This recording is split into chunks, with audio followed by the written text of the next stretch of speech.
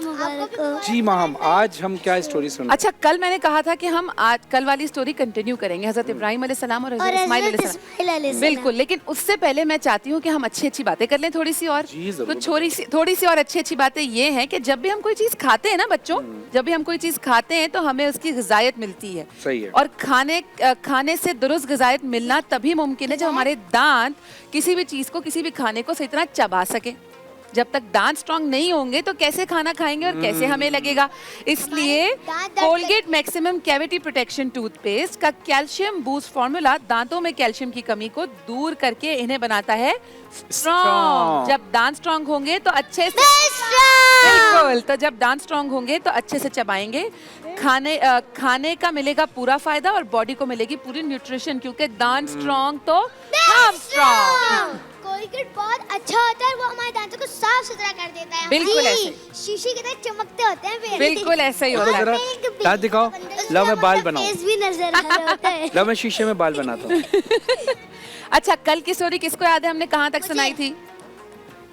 अब पता चलेगा कौन कौन सुनता है गौर से। अब पता चलेगा, पकड़ेगा ऐसा। बताइए। आप बताएं जरा। फव्वारे के पास। मैं भी पकड़ा गया। फव्वारे के पास। बिल्कुल ऐसा ही है। वेरी गुड मिस्टर हुर, आपने बिल्कुल सही कहा। लेकिन हमने ये बताया था कि अल्लाह ताला पे तवक्कल करने से क्या होता है, अल्लाह ताला पे पूरा भरोसा कर लें तो अल्लाह ताला हर तरह की आसानी कर देते हैं। ठीक वैसे ही जैसे हजरत इब्राहिम अलैहिस्सलाम ने दुआ की कि उनको औलाद हो और हजरत इस्माइल अलैहिस्सलाम इस दुनिया में आए, उनके बेटे।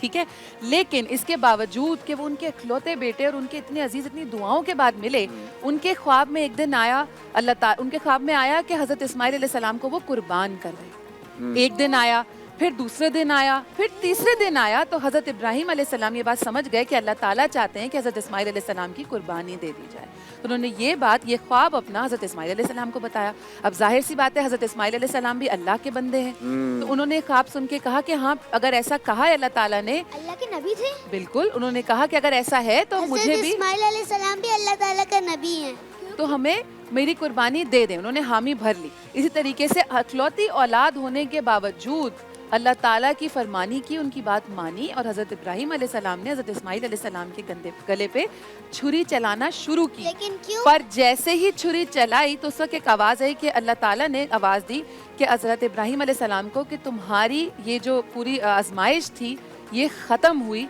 और उस हज़रत इस्माइल अलैहिस्सलाम के बजाय एक शीप आ गया, दुम्बा आ गया वहाँ। आ गया। बिल्कुल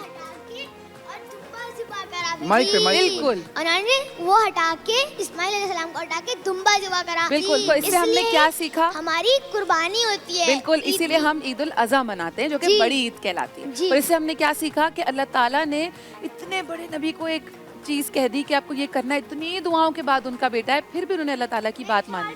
पहले बात तो खत्म करने दो। नबी थे, वो तो अल्लाह का मानते थे। बिल्कुल, जो भी कहें वो उनको मानना जरूरी था। बिल्कुल ऐसा ही। अल्लाह के बहुत बड़े नबी थे। बिल्कुल ऐसे ही। Thank you so much ji. Welcome. तो आज भी हमारी कहानी यहाँ पे खत्म हो गई। अच्छा जी, पूछिए। सवाल पूछिए।